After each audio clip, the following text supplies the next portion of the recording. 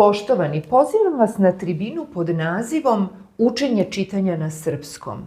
Ja sam Snežana Milošević-Ježić, po obrazovanju sam učiteljica i pedagog i autor koncepta lakog i brzog učenja čitanja Čitaj za 5. Po metodologiji Čitaj za 5 na hiljade dece je do sada lako naučilo da čita. Dođite da razgovaramo o tome kako da i vaše dete lako nauči da čita, bilo da je predškolac, prvak, trećak, petak, sedmak, osmak.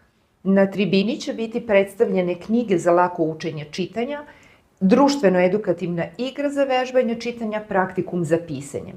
Takođe predstavit ću vam i online školu i sve druge moguće načine učenja čitanja. Tribina će se održati 14. marta u 18 sati u crkvi Uspenja Presvete Bogorodice u Cirihu.